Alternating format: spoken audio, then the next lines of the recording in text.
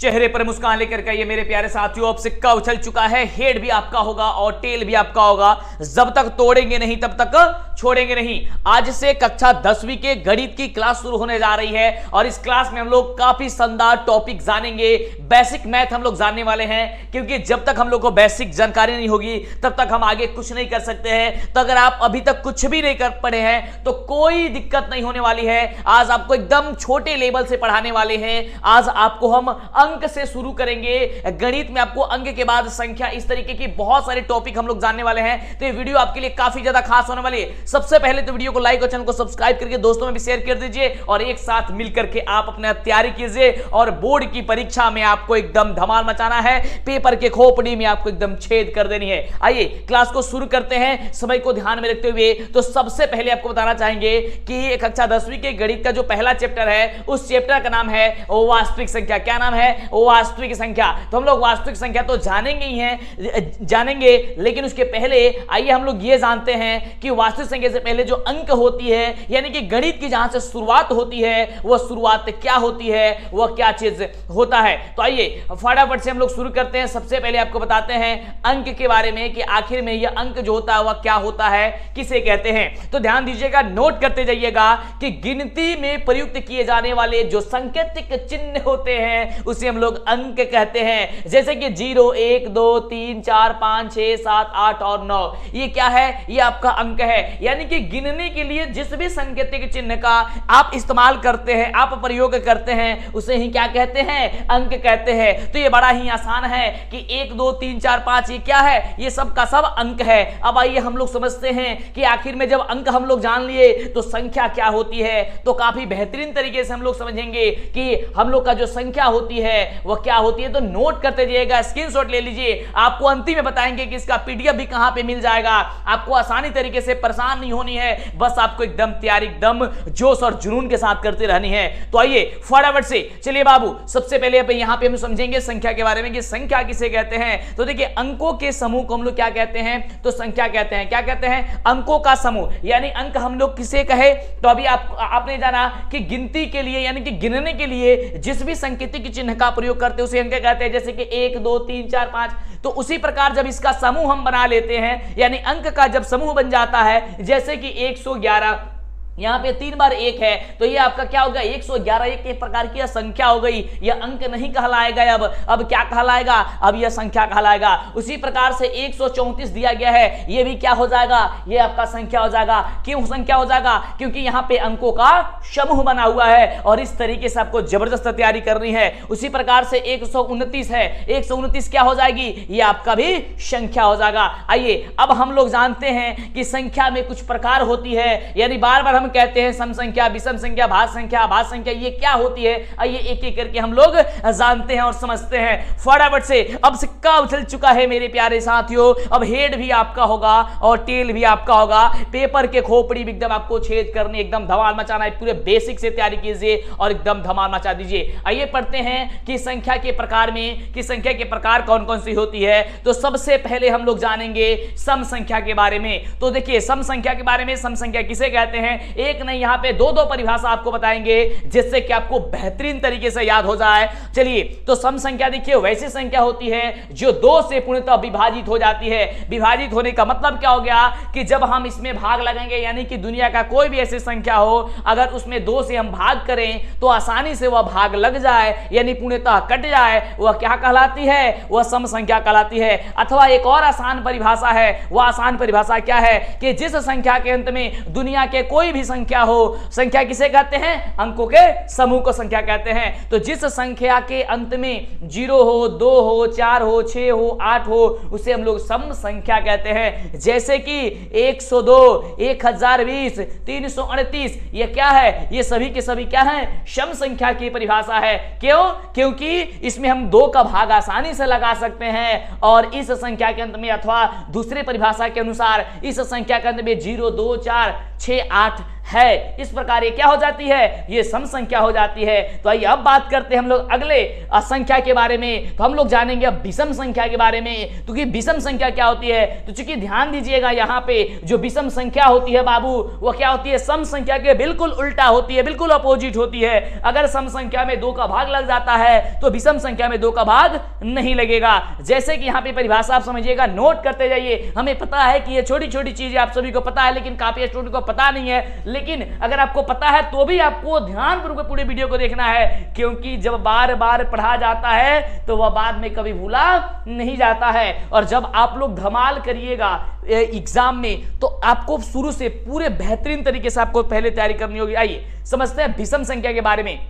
तो देखिए एकदम से ये सम संख्या के उल्टा होती है। जैसे कि इसका परिभाषा हो जाएगा कि वैसी संख्या जो 2 से विभाजित न हो उसे हम लोग क्या कहते हैं, उसे हम लोग विषम संख्या कहते हैं। अथवा एक और परिभाषा है कि जिस संख्या के अंत में अगर 1 दिखाई दे, 3 दिखाई दे, 5 दिखाई दे या 7 दिखाई दे या 9 दिखाई दे संख्या के अंत में, उसे हम लोग कहते हैं विषम संख्या। और इसे हम लोग ओ से प्रदर्शित करते हैं या सूचित करते हैं, पहचान करते हैं, इसे हम लोग देखते हैं। जैसे कि 153 के अंत में क्या है, 3 है। या फिर इसे 2 से डिवाइड कीजिएगा तो ये आसानी से नहीं कटेगा, तो क्या हो जाएगा, विषम संख्या हो जाएगा। उसी प्रकार से 155 है, इसमें भी अगर आप 2 से भाग लगाएंगे तो यह पूर्णतः नहीं कटेगा, यह पॉइंट में कटेगा, यह क्या हो जाएगा, यह विषम संख्या हो जाएगा। या फिर आप देख कर के भी बता सकते हैं कि इसके अंत में क्या है, 5 है। जैसे अगला है 519 को भी आप 2 से भाग लगाइएगा तो यह नहीं कटेगा, तो जब नहीं कटेगा तो क्या हो जाएगा, विषम संख्या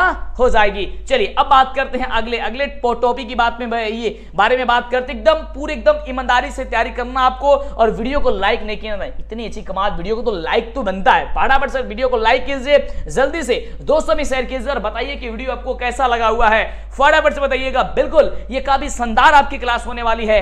अब आ गई हम लोग के पास बहुत ही शानदार टॉपिक, बहुत ही शानदार की प्रकृत संख्या के बारे में अब हम लोग जानेंगे। क्योंकि देखिए जो प्रकृत संख्या है आपके चैप्टर का सबसे महत्वपूर्ण ये हो जाता है। पहला चैप्टर जो वास्तविक संख्या है उसमें प्रकृत संख्या का रोल बहुत ही ज्यादा है। तो आइए इसमें हम लोग समझते हैं कि प्रकृत संख्या किसे कहते हैं। प्रकृति या प्राकृतिक संख्या एक ही नाम है, ये ध्यान रखिएगा। तो ध्यान दीजिएगा कि वस्तुओं की गिनती करने के लिए जिन संख्याओं का प्रयोग करते हैं उन संख्याओं को हम लोग प्रकृत संख्या कहते हैं। इसे हम लोग कैपिटल N से प्रदर्शित करते हैं, जैसे कि 1 2 3 4 5 डॉट इत्यादि। यानी कि वस्तु को गिनने के लिए जब भी आप कहीं जाते हैं और आपको बोला जाता है कि आप इसे काउंट कीजिए, आप इसे गिनिए, तो गिनने के लिए आप क्या करते हैं, आप काउंट करते हैं 1 2 3 4 5 6 ऐसे करके गिनते हैं, अनंत जगह जाते हैं, जहां मन करे तहां तक मतलब आप काउंट करते हैं, जितनी भी वस्तुओं हो उतना आप काउंट करते हैं। तो जिस संख्याओं का प्रयोग करते हैं उसे हम लोग क्या कहते हैं, उसे हम लोग कहते हैं, क्या कहते हैं, प्रकृत संख्या कहते हैं। समझ में आ गया। बिल्कुल इसका स्क्रीनशॉट लेना चाहते हैं ले सकते हैं, नहीं तो इसका पीडीएफ भी आपको बता देते हैं कहां पे मिलेगा। आपको बेहतरीन तैयारी करनी है, एकदम परीक्षा में धमाल आपको मचाना है एकदम। चलिए अगले प्रश्न की बात करते हैं कि अगला प्रश्न हम सभी का जो है ये प्रश्न बोल रहे हैं टॉपिक क्या है। तो टॉपिक हम सभी का है पूर्ण संख्या के बारे में, कि अब हम लोग का पूर्ण संख्या क्या होती है। क्योंकि हम लोग तो प्रकृत संख्या जान लिए, अब प्रकृत संख्या के बाद जस्ट हम लोग जानेंगे पूर्ण संख्या। क्योंकि ये जो परिभाषा ये थोड़ा सा मिलता जुलता है। क्या मिलता जुलता है, ध्यान दीजिएगा।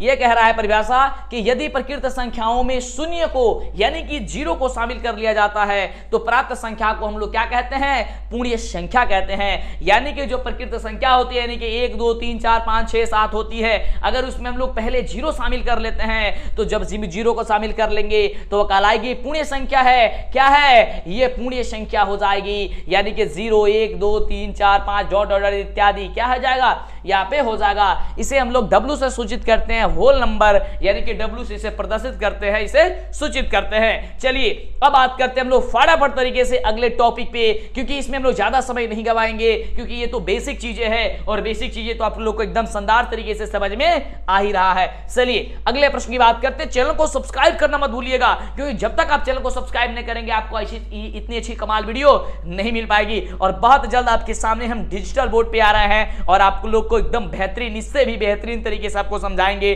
जिससे दिक्कत नहीं होगी, बिल्कुल दिक्कत नहीं होगी यार, एकदम आपको शानदार तरीके से तैयारी करनी है। चलिए तो बहुत जल्द डिजिटल बोर्ड पे भी आप देख पाएंगे। चलिए अगर ये वीडियो को बाद में देख रहे हैं समझिए कि डिजिटल बोर्ड लग गया है तो इस चैनल से ढूंढ करके वीडियो देखिए, तैयारी कीजिए जबरदस्त। चलिए पूर्णांक हम लोग समझेंगे पूर्णांक संख्या क्या होती है, तो आइए समझते हैं पूर्णांक संख्या किसे कहते हैं। तो देखिए ये पूर्णांक जो संख्या है ये आपका पूर्ण संख्या पे थोड़ा सा निर्भर है, यानी कि उस पे ये डिपेंड है। जैसे कि पूर्ण संख्या किस पे डिपेंड था, प्रकृत संख्या पे था, क्योंकि प्रकृत संख्या में जब जीरो को शामिल कर दिया गया तो पूर्ण संख्या बन गया। उसी प्रकार से यदि पूर्ण संख्याओं के समूह में हम लोग प्रकृत संख्याओं के ऋणात्मक मान को शामिल कर देते हैं तो उसे हम लोग क्या कहते हैं, तो हम लोग का पूर्णांक संख्या कहलाता है। अब देखिए ध्यान से समझिएगा इस चीज को क्या कहा गया है, यहाँ पे कहा इस चीज क्यों कहा गया, कहा इस बात को कहा गया है यहाँ पे कि जो पूर्णांक होती है यदि पूर्ण संख्याओं के समूह में, जैसे कि मान लीजिए कि यहाँ पे 0 1 1 2 3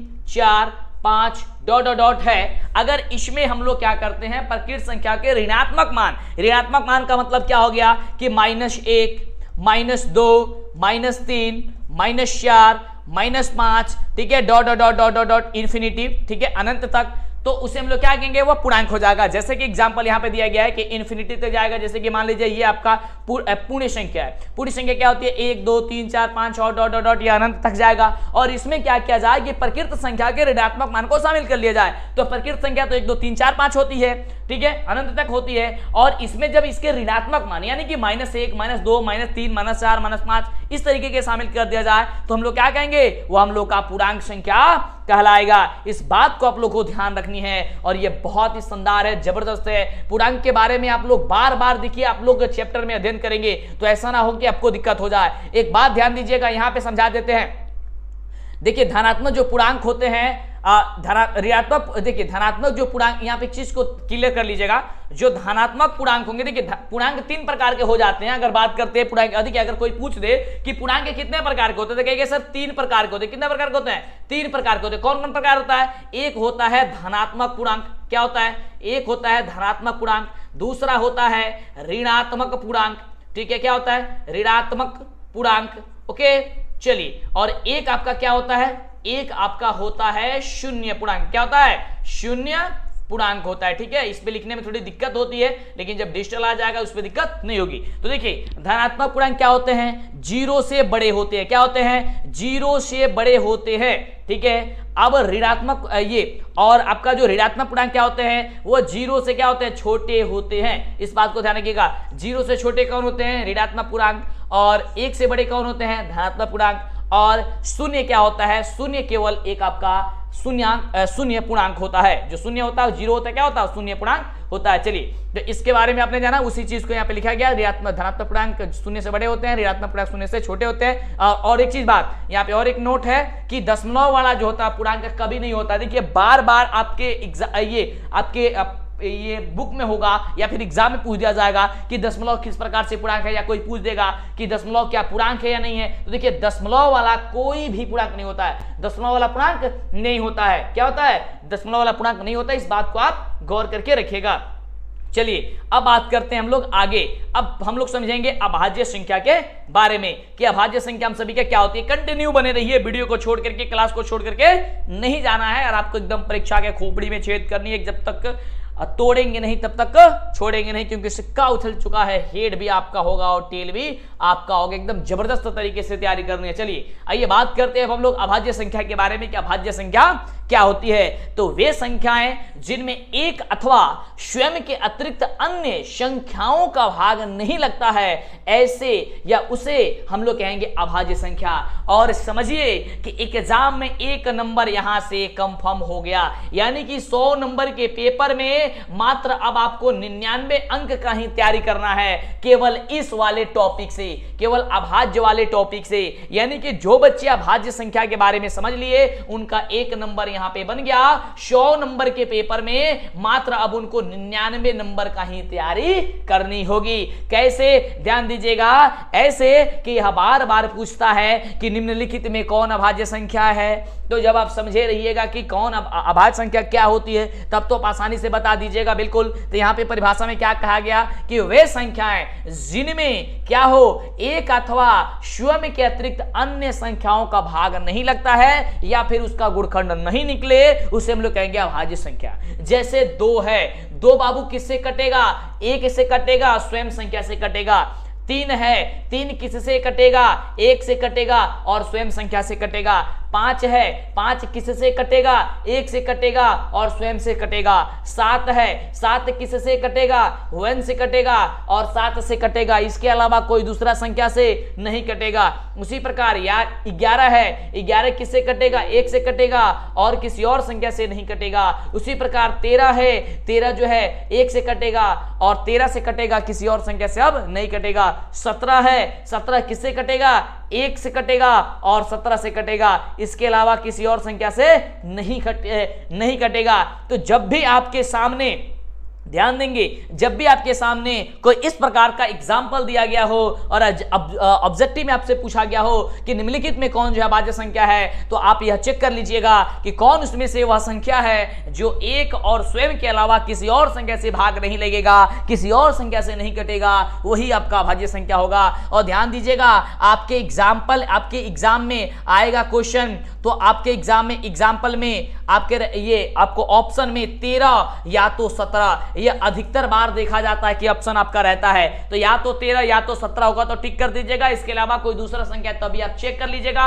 कि इसका 1 और स्वयं के अलावा कोई और जो है इसका अभाज्य गुणखंड या फिर वो नहीं करता है ना, तो अब वो क्या हो जाएगा, अभाज्य संख्या हो जाएगा। यानी ध्यान से एक बार और सुनिए कि दुनिया का कोई भी ऐसा संख्या जिसका गुणखंड केवल 1 हो और स्वयं संख्या हो, उसके अलावा कोई दूसरा संख्या ना हो, वह अभाज्य संख्या कहलाती है। इस बात को आप लोग गौर करके रखिएगा, दिमाग में बैठाए रखिएगा। अब हम बात करेंगे भाज्य संख्या के बारे में कि भाज्य जो संख्या होती है वह भाज्य संख्या क्या होती है। तो ध्यान से समझिएगा, जो भाज्य संख्या होती है वो एकदम अभाज्य संख्या के ऑपोजिट होती है, यानी कि उल्टा होती है। तो ध्यान से समझिए कि वे संख्या जिनमें 1 अथवा स्वयं के अतिरिक्त अन्य संख्याओं का भाग लग जाता हो, उसे हम लोग कहते हैं भाज्य संख्या।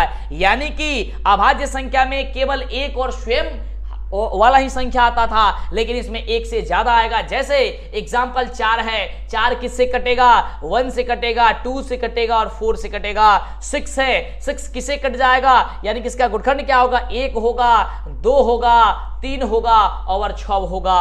उसी प्रकार से 8 की बात करते हैं तो 1 भी होगा, 2 भी होगा, इसी प्रकार से 4 भी हो जाएगा, ठीक है, इसी प्रकार से 8 हो जाएगा। तो यानी कि जो 1 से ज्यादा निकले अभाज्य गुणखंड या एक संख्या से ज्यादा से कट जाए, वैसी संख्या को भाज्य संख्या कहते हैं। इस बात को अपने दिमाग में एकदम बैठाए रहना है। चलिए आगे बात करते हैं। अब हम लोग समझेंगे एक होती है सअभाज्य संख्या।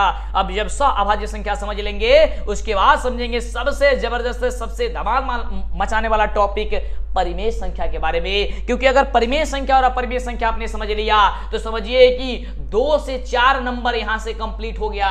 यानी कि मात्र अब आपको 95 नंबर, लगभग 95 नंबर का ही तैयारी करनी है। केवल इस वीडियो को देख लेते हैं, इस टॉपिक को समझ लेते हैं तो इसलिए कहते हैं आपको, क्योंकि देखिए अब परिमेय, जैसे कि अभाज्य संख्या में हमने आपको बोला कि अभाज्य संख्या को चुनने के लिए आएगा, बोलेगा कि निम्नलिखित में कौन अभाज्य संख्या है, तो आप लोग देख के बता दीजिएगा। उसी प्रकार से पूछेगा निम्नलिखित में कौन परिमेय संख्या है, उसी प्रकार से पूछेगा निम्नलिखित में कौन अपरिमेय संख्या है, तभी आपको समझा देते हैं। ध्यान से देखिए और एकदम परीक्षा के खोपड़ी में छेद कर दीजिए। चलिए आइए बात करते हैं सअभाज्य संख्या के बारे में। पहले हम लोग जानते हैं, तो देखिए 2 संख्याओं का ऐसा युग्म जिनका अभाज्य गुणखंड केवल 1 हो, सअभाज्य संख्या कहलाती है।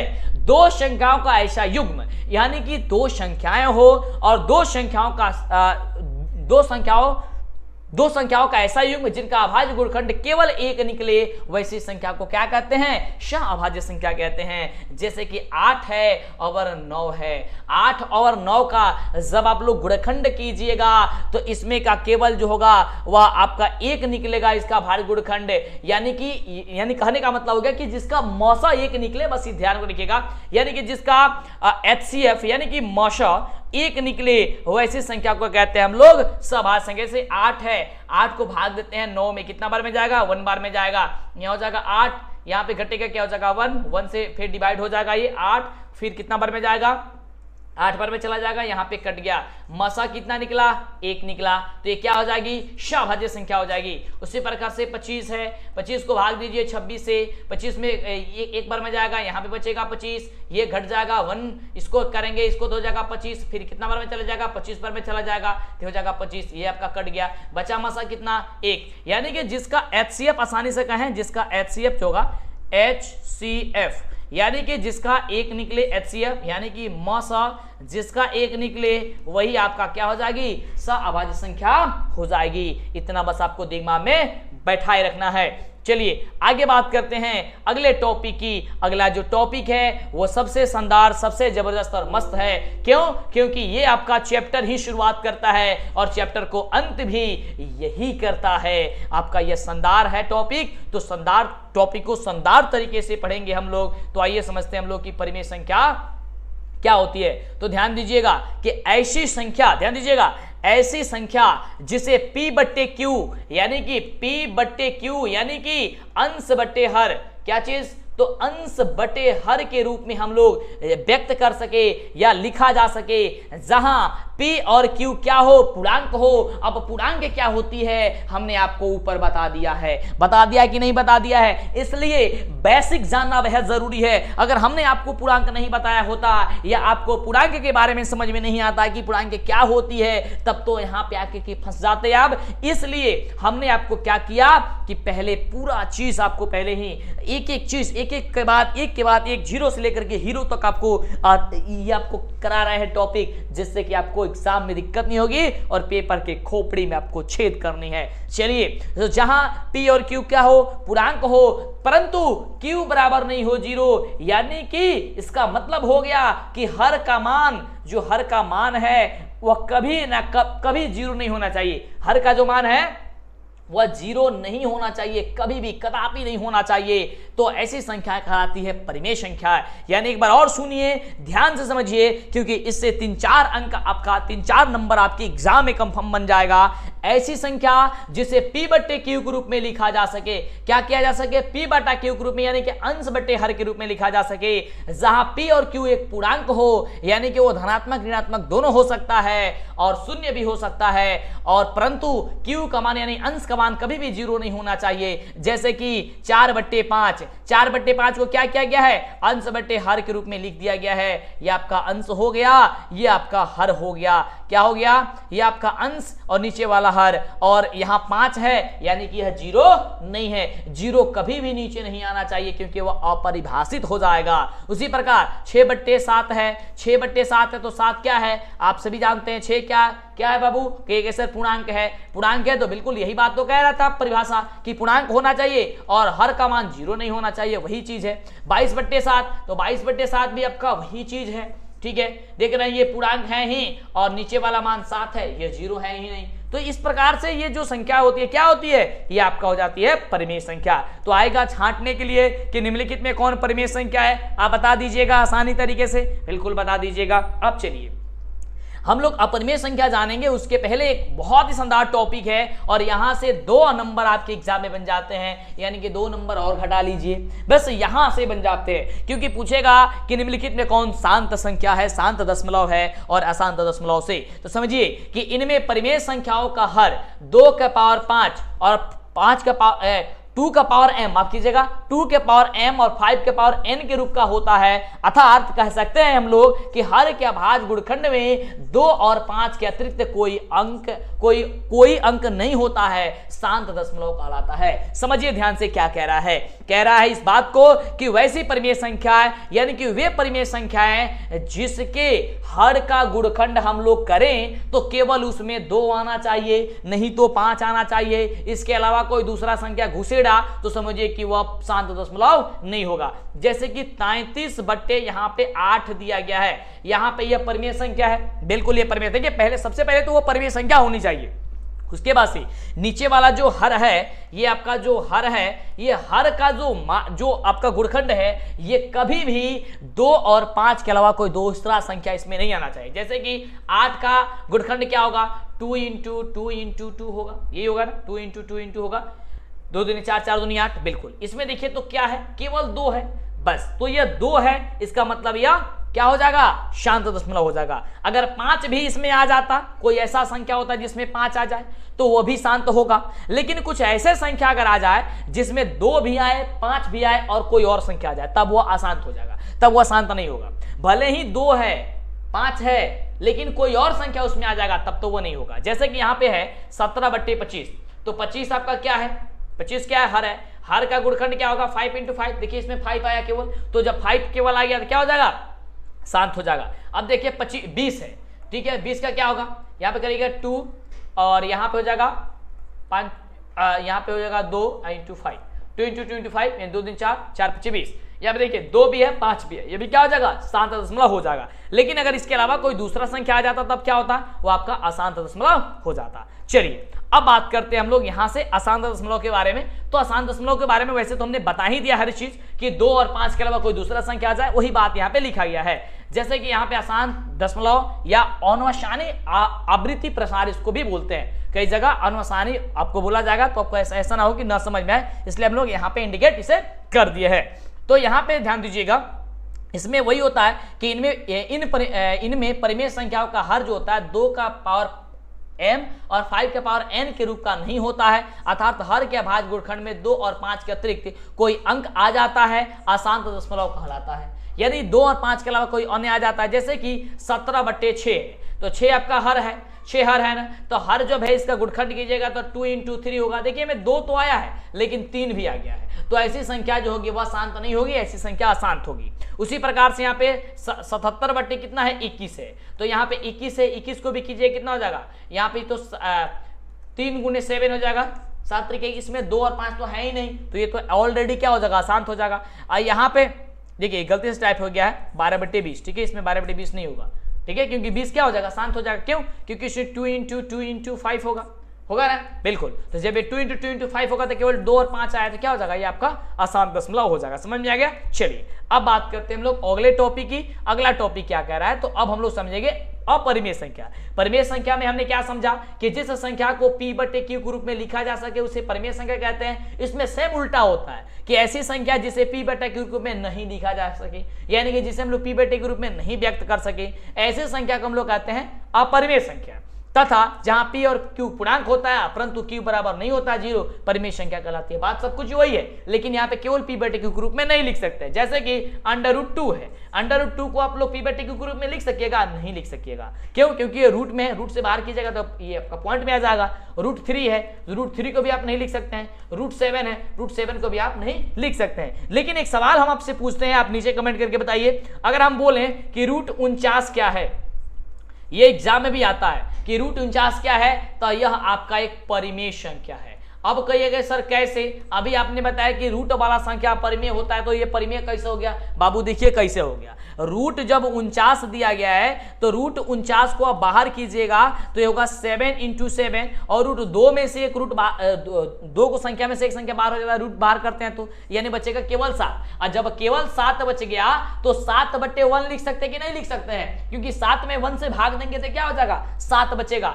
तो ये बताइए 7p हो जाएगा और 1q हो जाएगा, यानी कि अंश बटे हर हो गया, बिल्कुल हो गया। तो ये क्या हो जाएगा, ये तो अब शांत हो जाएगा। बिल्कुल हमने इस बात को कहा है कि जो संख्या रूट में हो, यानी कि जिसे हम लोग बाहर नहीं कर सके, बाहर करने पर वह पॉइंट में आ जाए, वैसी संख्या परिमेय होती है। लेकिन ऐसी संख्या जिसे हम लोग बाहर करें तो वह बाहर आसानी से हो जाए, जैसे कि रूट का 64 है, रूट का 64 बाहर कीजिएगा 8 × 64, यानी कि क्या होगा 8 इंटू 8 होगा, ठीक है। अभी बाहर कीजिएगा तो केवल 8 बचेगा, और 8 बचेगा तो 8/1 लिख सकते हैं, ये p/q के रूप में आ गया। p/q के रूप में जब आ जाएगा तो ये परिमेय हो जाएगा, ठीक है। यानी कि जिसे हम लोग p/q के रूप में नहीं लिखे उसे हम लोग क्या कह देंगे, अपरिमेय कह देंगे, ठीक है। चलिए, तो इस तरीके से आप लोग समझ लीजिएगा। जैसे कि रूट का 100 है, 100 क्या है, रूट 100, ये भी आपका परिमेय हो जाएगा। क्यों? क्योंकि बाहर करेंगे तो 10 बचेगा इसमें, ठीक है। 10 क्या हो जाएगा, एक परिमेय हो जाएगा, क्योंकि 10 को हम लोग 10/1 आसानी तरीके से लिख सकते हैं, यानी कि P/Q के रूप में इसे हम लोग लिख सकते हैं। चलिए, और रूट 2 को नहीं लिख सकते हैं, रूट 3 को नहीं लिख सकते हैं, रूट 7 को, रूट 29 को इसे नहीं लिख सकते हैं, बिल्कुल। तो इस तरीके से आपका ये परिमेय और अपरिमेय में अंतर आपको समझना है। और अगर आप अंतर समझ लिए हैं तो समझिए कि अब आपको एग्जाम में केवल लगभग 95 नंबर से कम का ही तैयारी आपको करना बाकी है, लेकिन कि 5 से 6 नंबर तक का लगभग 5 से 6 अंक का तैयारी अभी इसी वीडियो से यहीं से हो गया। बिल्कुल, आप नहीं विश्वास है आपको तो क्वेश्चन बैंक उठाइए, पिछले वर्षों का क्वेश्चन बैंक उठाइए और देखिए कि हमने आपको क्या बताया है यार, आपके एग्जाम में क्या क्या पूछा गया है। बिल्कुल, ये आपको विश्वास तब हो जाएगा कि जब आपको हम वही पढ़ा रहे हैं, वही बता रहे हैं जो एग्जाम में टकरा है और आपका याददाश्त एकदम जबरदस्त हो, तैयारी एकदम मस्त हो। अब हम लोग शुरू करेंगे यहाँ पे वास्तविक संख्या के बारे में, क्योंकि चैप्टर का नाम है वास्तविक संख्या, तो डायरेक्ट हमको पढ़ाना चाहिए वास्तविक संख्या, लेकिन हम ऐसा नहीं करते हैं। क्यों? क्योंकि जब तक छोटे छोटे बात नहीं याद होगी तो अब तक आप आगे नहीं बढ़ पाइएगा। डायरेक्ट अगर हम आपको शुरू कर देते कि वास्तविक संख्या, तो वास्तविक संख्या में आ जाएगा परिमेय संख्या, परिमेय संख्या के आ जाएगा यहाँ पे नाम उसका। तो परिमेय और अपरिमेय के बारे में जब आपको पता ही नहीं है तो फिर आप शुरू क्या कीजिएगा, पढ़िएगा क्या चीज। इसलिए हमने क्या किया कि पहले आपको छोटी छोटी चीजें को बता दिया, बताने के बाद हम लोग यहाँ पे अब पहुंच चुके हैं वास्तविक संख्या के बारे में। तो अब आइए हम लोग समझते हैं कि वास्तविक संख्या जो होती है वह वास्तविक संख्या क्या होती है। तो ध्यान दीजिएगा, परिमेय संख्या और अपरिमेय संख्याओं की सम्मिलित रूप जो होती है, सम्मिलित रूप जो होती है, सम्मिलित रूप को लिखने पर वास्तविक संख्या हम लोग को प्राप्त होती है। जैसे कि रूट 3 क्या है, एक आपका अपरिमेय संख्या है। 2/5 क्या है, ये आपका परिमेय संख्या है। रूट 15 क्या है, ये आपका परिमेय संख्या है। डॉट अनंत तक आप कोई भी कर सकते हैं, यानी कि परिमेय संख्या के जो सम्मिलित रूप होता है, सम्मिलित रूप से लिखने पर हम लोग को क्या प्राप्त हो जाती है, तो हम लोगों को वास्तविक संख्या प्राप्त हो जाती है। यानी कि आपने यहाँ पे समझा वास्तविक संख्या के बारे में।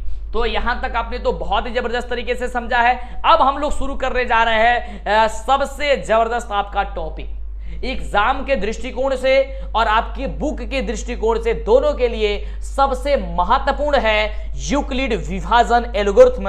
और यहां से आपका कम से कम 2 से 4 अंक बन जाएगा। यहां से केवल वास्तविक संख्या पढ़ते हैं तो, आइए माफ कीजिएगा, यूक्लिड विभाजन आप पढ़ते हैं तो केवल यूक्लिड विभाजन एल्गोरिथम है, क्योंकि आपके एग्जाम में आएगा 2 अंक का, तो ये पक्का है, लिख लीजिए, कहीं आएगा, जरूर लिख लीजिए कहीं कि हम कह रहे हैं कि आएगा कि एग्जाम में कि यूक्लिड विभाजन एल्गोरिथम या परिमेयिका से आप लोग HCF निकालिए।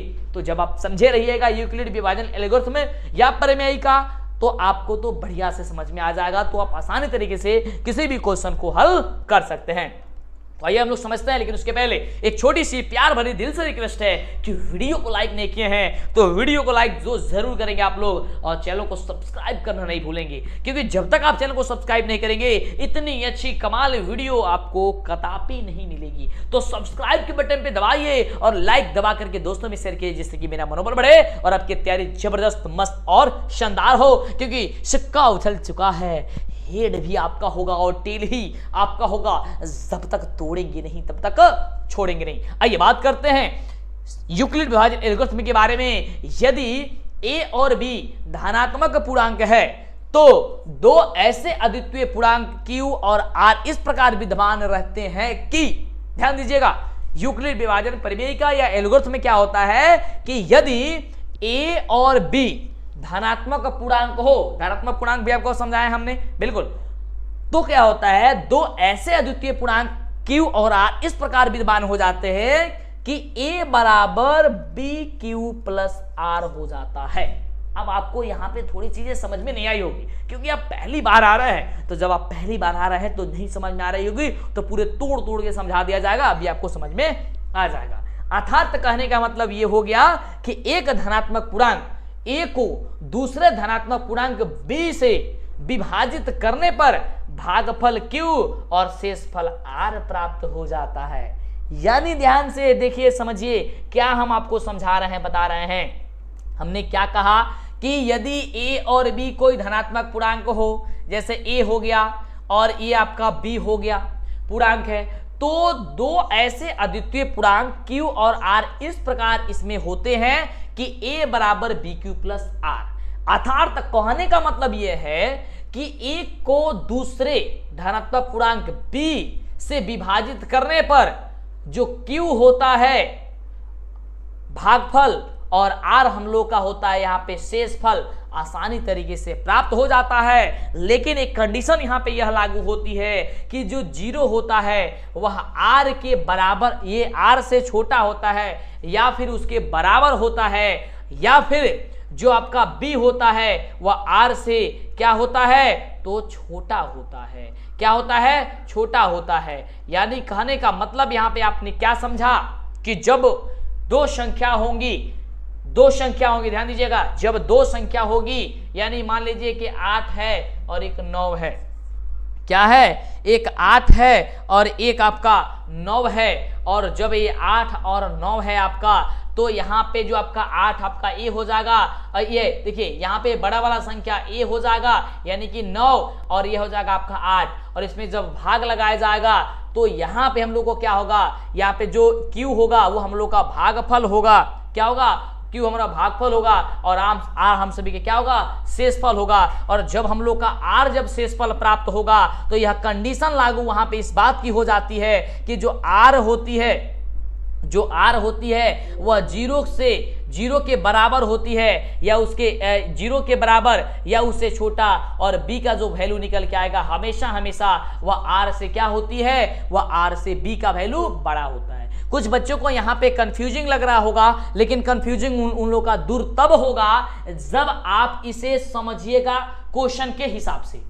जब आप एचसीएफ निकालिएगा, जब आप एचसीएफ हम निकालना बताएंगे इक्वलिटी विभाजन से, तभी ये क्लियर होगा। क्योंकि जब तक दो क्वेश्चन हम आपको नहीं बता देंगे, ये तो परिभाषा है, ये आपको कोई समझाता नहीं है, क्योंकि सबको झंझट लगता है ये, लेकिन हम आपको समझा रहे हैं तो ये आप समझ गए हैं, ठीक है। लेकिन जब इसके आधार पे जब आपको क्वेश्चन समझाएंगे, क्वेश्चन जब आपको हम बताएंगे, तो आपको इजी तरीके से समझ में आएगा। और सबसे आसान ये है, सबसे आसान ये है, ये समझिएगा, सबसे आसान है। तो आप लोग इस तरीके से आप पढ़ाई कर सकते हैं और जबरदस्त तरीके से आप तैयारी कर सकते हैं। तो आज के लिए बस इतना ही, छोटी सी वीडियो में। वीडियो को लाइक और चैनल को सब्सक्राइब कीजिए अभी। और आइए आपको बताते हैं कि ये पीडीएफ जो आप देख रहे थे वह कहां पे मिलेगा। सबसे पहले तो आप लोग वीडियो को लाइक करें, ठीक है, क्या करें, लाइक करें, चैनल को सब्सक्राइब करें, ठीक है, जिससे कि आपको आगे से वीडियो मिला करे, ठीक है। चलिए अब आपको बताते हैं, देखिए वीडियो के डिस्क्रिप्शन में एक ऐप होगा मेरा, ठीक है, उसमें सारा का सारा कंटेंट आपको अपलोड होगा, वो जाकर के आप ऐप डाउनलोड कर लीजिए, या प्ले स्टोर पर जाइए, सर्च कीजिए